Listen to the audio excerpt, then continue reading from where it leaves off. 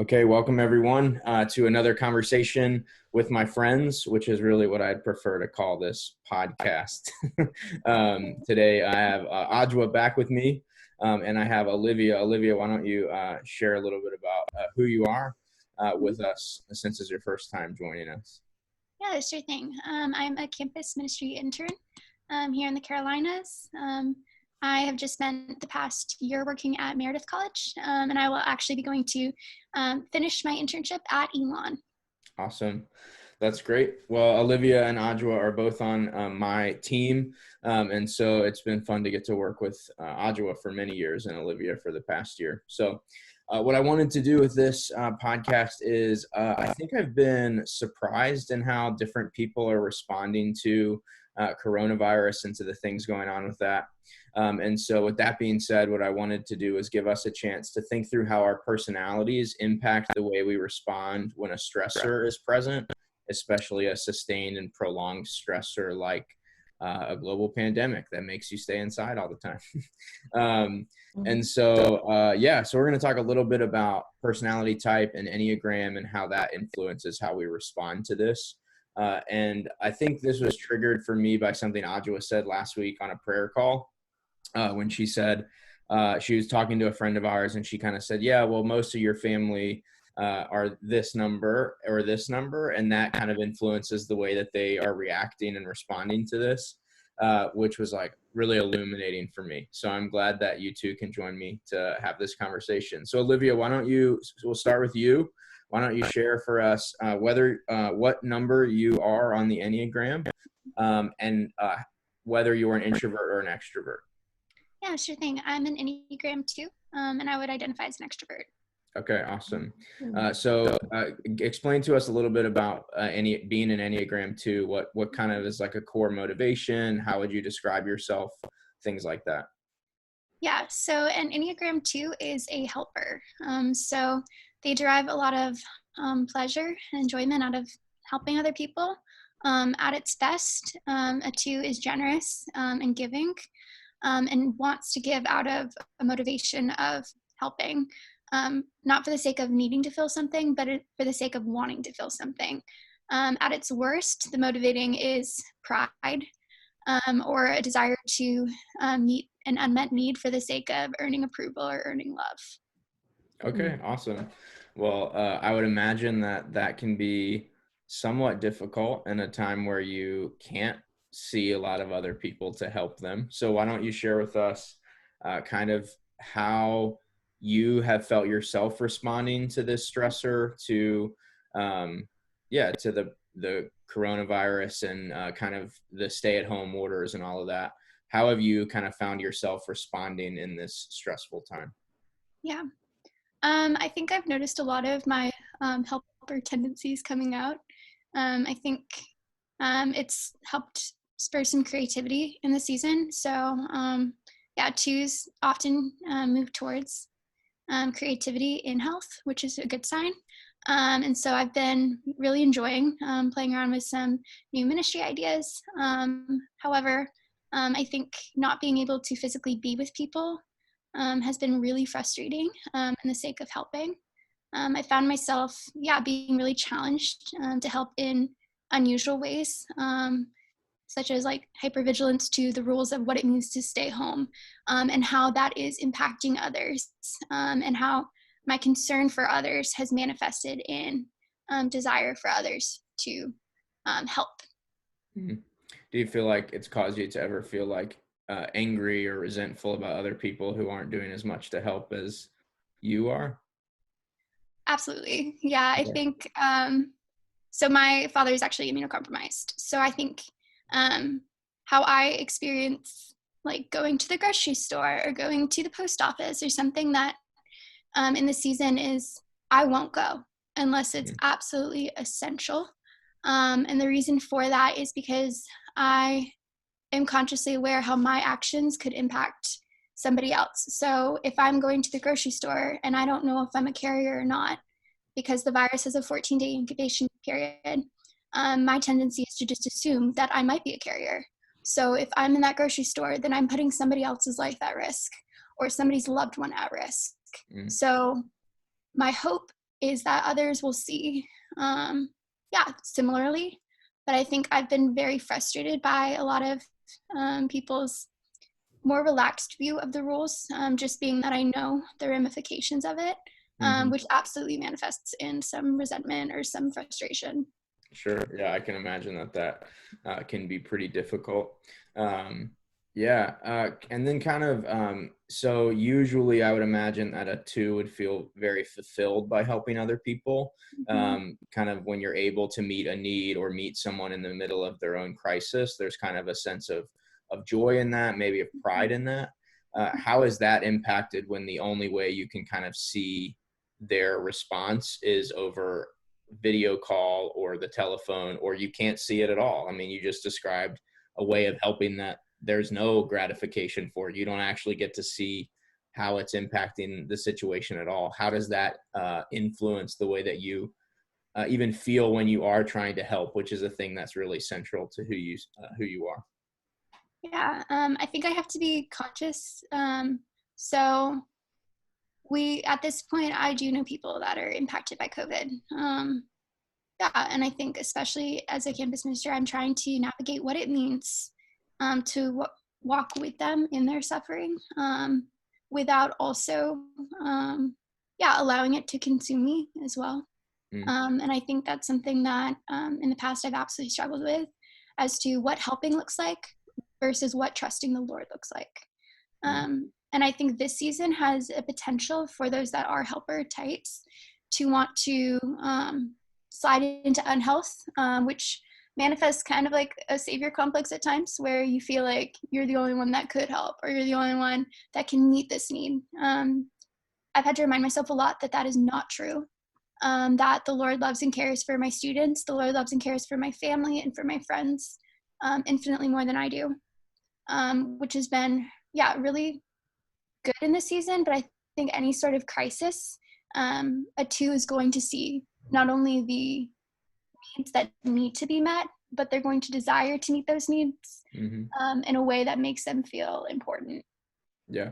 Yeah. And I would imagine that as other people pull away or don't respond as you would like to that, it can be really frustrating, almost like you want to shake someone and be like, I'm trying to help you. Let me help you, type of thing. So awesome. Thanks, Olivia. Adwoa, why don't you tell us what Enneagram number you are and whether you're an introvert or an extrovert?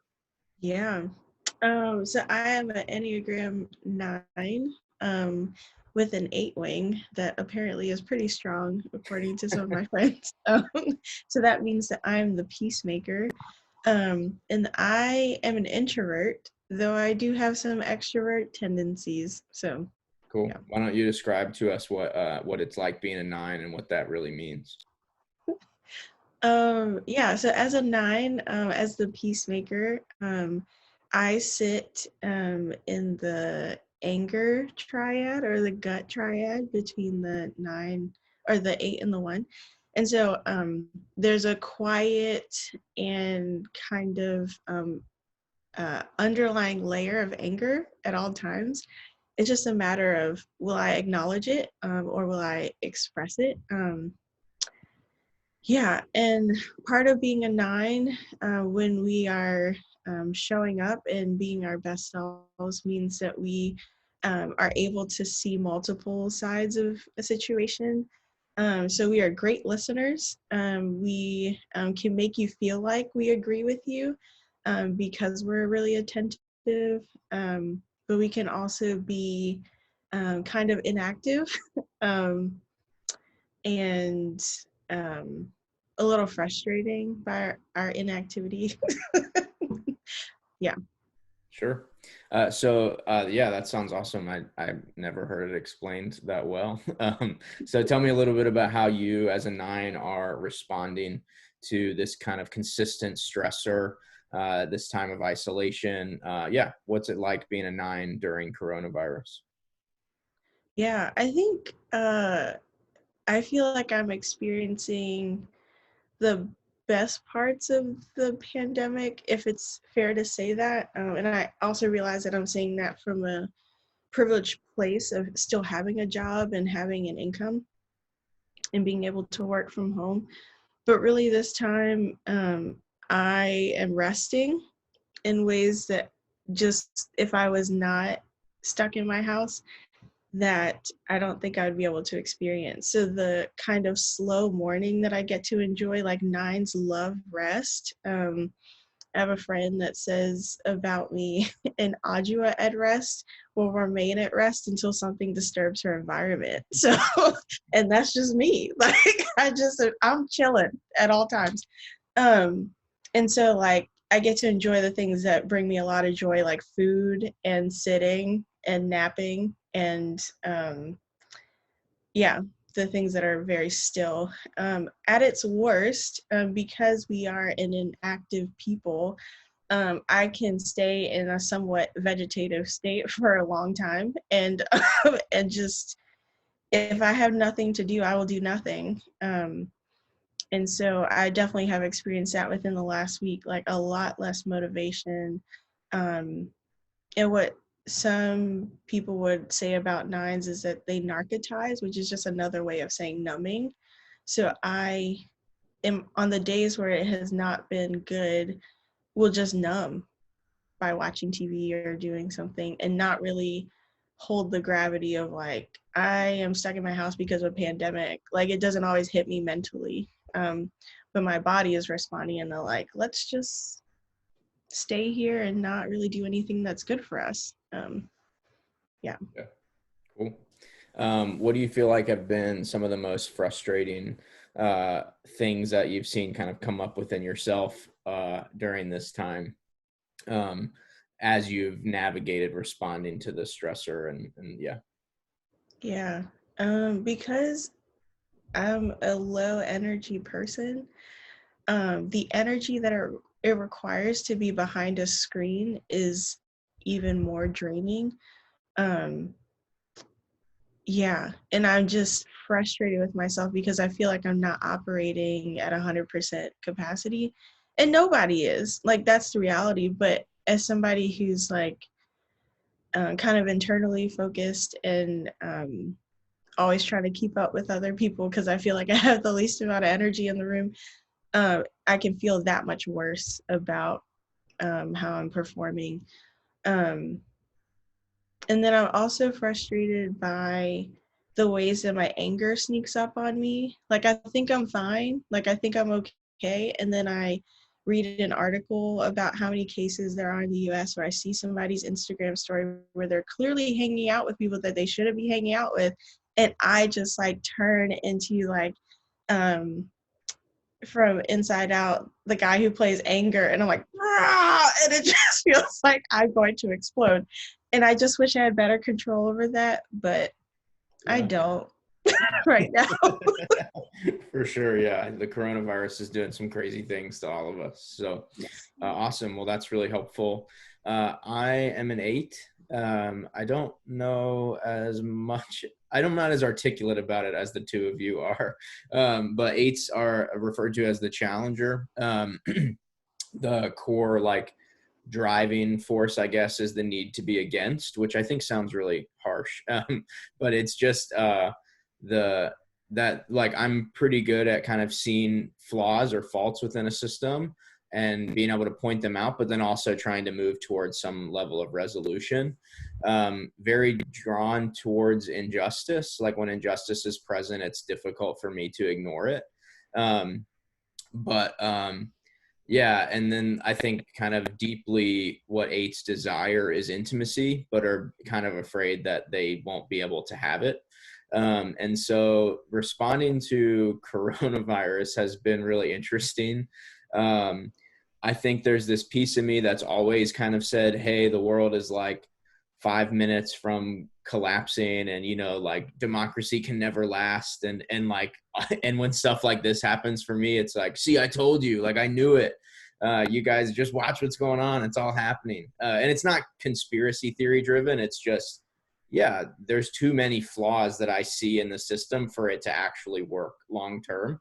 And that can be kind of exhausting, really, to just watch the news or even talk to people and be the one person in the background who's like, it's all going to fall apart. So I've noticed that generally I can keep that contained because I know that I've learned that people don't always respond to that in a good way. So I try to not bring that side of myself out all the time. I think what I've noticed most is that, like Adwoa said, there's a physical regression, or just kind of like I'm not going to do anything today. For me, it's more emotional. So I just find myself very disconnected from other people. It's not that I haven't put the effort in to see them. I see people a lot. Like, I'm willing to take the steps to make relationships work and to try to be available to people. But just emotionally speaking, I don't leave many conversations feeling emotionally connected. And it's easier just to kind of like back out. And then for eights, there's always a simmering rage that's being held under the surface. So that one emotion that I am able to feel is anger. And I know that that's not super helpful. So I'm trying to contain that. Which maybe that's what's exhausting my emotional energy, is trying to keep that at bay. But so I think that that's how I've responded to the stressor. Being in isolation, I don't like it, but I also kind of accept reality fairly well. Like, it's just kind of like, yeah, that's how it is. What are we going to do? And so, yeah, I think that that's how I've been responding. Would love to hear from you guys about, so we've covered 3 kind of personality types, 2, 9, 8. Would love to hear from you if you have family or friends or people that you're close with who fit within any of the other groups or categories, or maybe just general thoughts you have about how some of our students might be responding to this, and how they could maybe embrace that a little bit and not be like, oh my gosh, I'm a terrible person, and just be like, no, this is part of my personality, but there are probably steps I could take to move in a different direction. So yeah, I'll open up the floor to you guys. What do you think? Yeah, I would say that I have a 3 wing, and that my family is actually mostly 3s. Okay. Yeah, as well as one of my best friends is a 7, and I think I've noticed a little bit of a difference in terms of how each of the types are navigating. For a 3 is the achiever. So in essence, it's once you start achieving one thing, you just want to keep going until the next achievement can be accomplished, or you feel productivity is essential to who you are. So you are, in essence, what you achieve. And I've noticed that within myself as well as within my family, and that this isn't a season where you feel like you're very productive. None of us are. We're in a crisis. So I think I've been very frustrated and very hard on myself, and I've noticed the same with my brother and my sister, where they're measuring their worth off of what they can produce in this season. I think at its worst, I failed to recognize that, the Lord doesn't need me to produce. He doesn't need me to achieve something.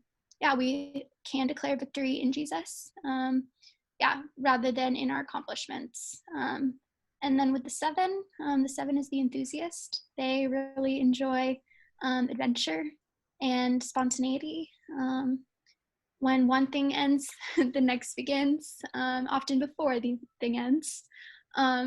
And I think I've noticed how that is manifested in restlessness, and somewhat recklessness in my friends that are 7s right now.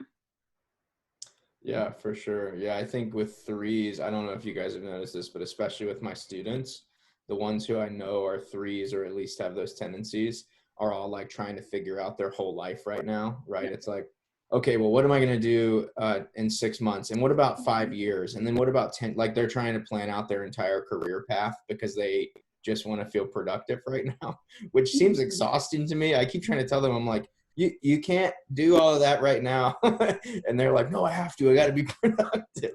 So that sounds tiring. And then, yeah, 7s are, I'm sure, going crazy. But also just being like, forget it. I'm just going to break the rules. I don't care. And so, yeah, Adwoa, any thoughts on those 2 groups? Yeah. So as a 9 in health, I go to 3. Okay. So I start to feel this kind of high energy and like achievement. So there have been a couple days within the past month that I have felt that like 3 energy come out, and I'm like, I gotta strike while it's hot. Like we gotta get everything done before I just, taper out. So, and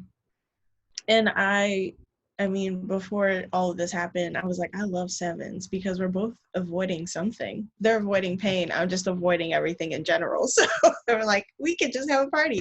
But 2 other numbers that I'll kind of comment on, 4s and 5s. I have some friends who fall into those 2 numbers. And I think 4s during this time, are struggling with like catastrophic thinking, because there's this like so the 4 is the individualist, and the need to be special, which is, when you say it, it sounds attention seeking, but it's something that all of us have and want, but they tend to lean into that. And there can also be this side of like deep connection to their emotions.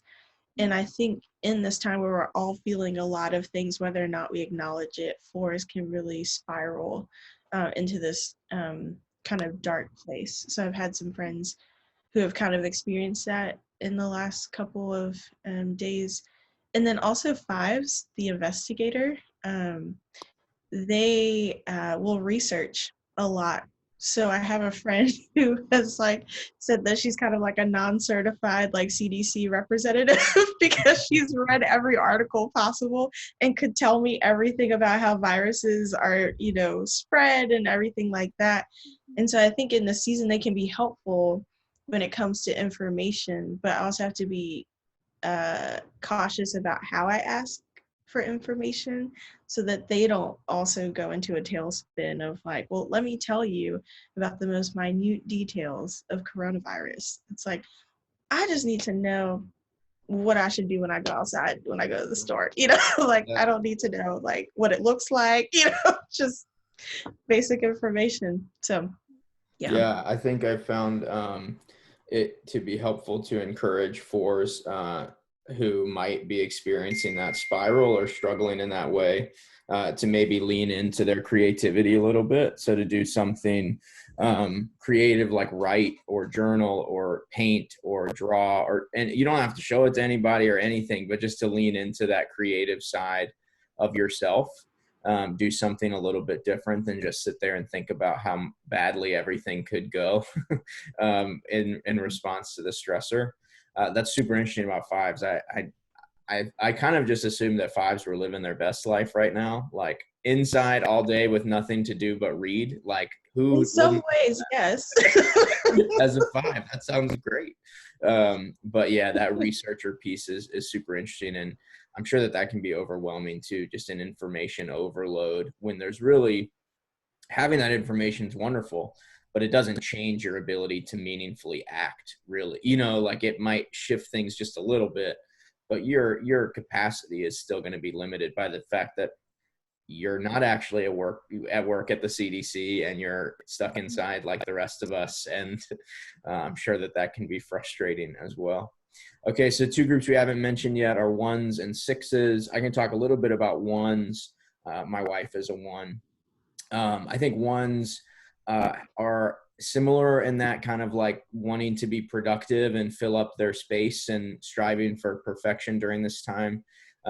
Very concerned about the lack of work and the lack of things to do. So like 1s who are students are probably even though, so at Carolina especially, all the classes you're allowed to take them pass fail. You don't have to, but you're allowed to now because of the kind of the shakeup in the semester.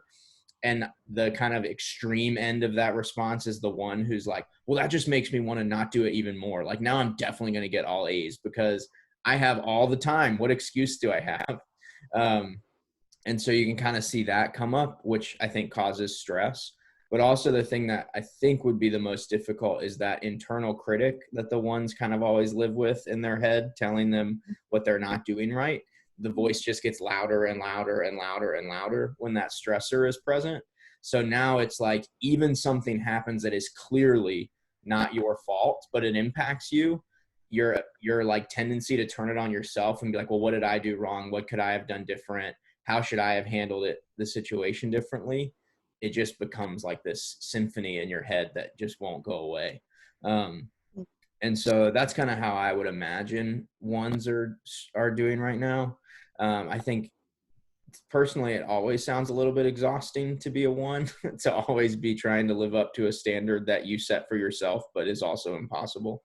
But then during stress, when that voice gets even louder, I think that would be really difficult. The good thing about ones right now is that the work they're doing is probably pretty good. Like they're still probably able to produce a lot of really good work.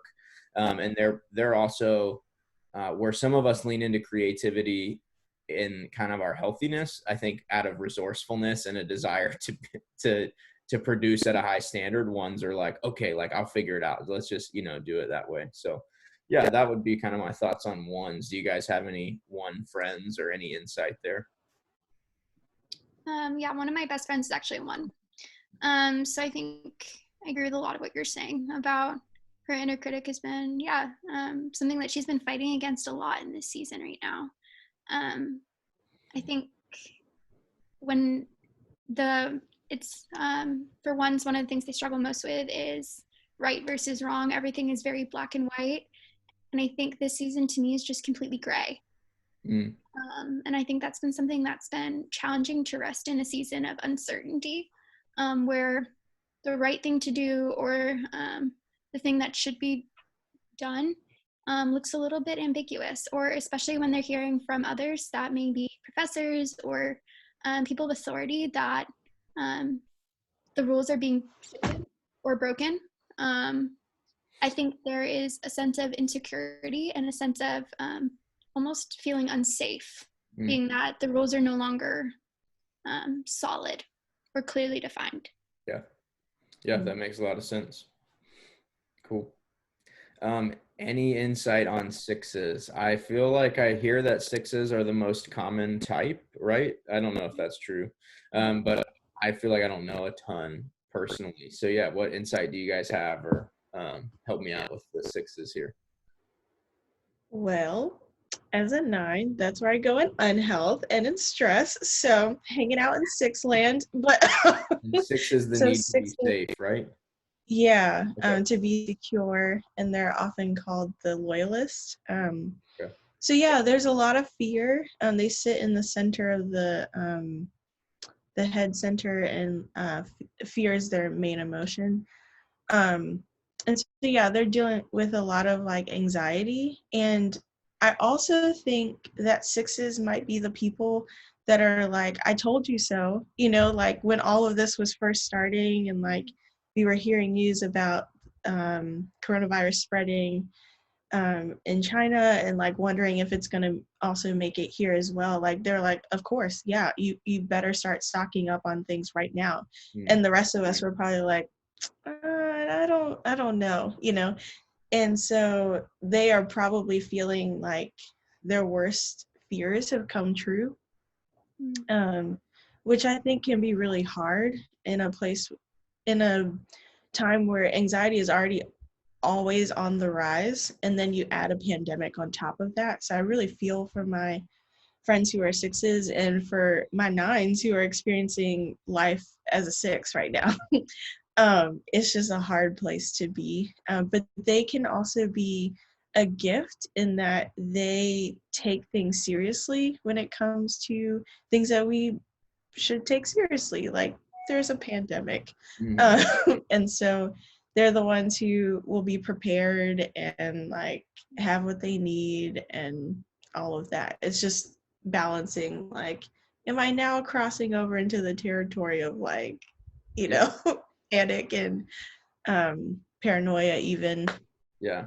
So the sixes are my friends who have called me to let me know that if I need toilet paper, that they have plenty, because they bought 18,000 packets before that they started putting restrictions on at the grocery store. Well, that's good to know. Now I know who they are. Yeah, Olivia, any insight?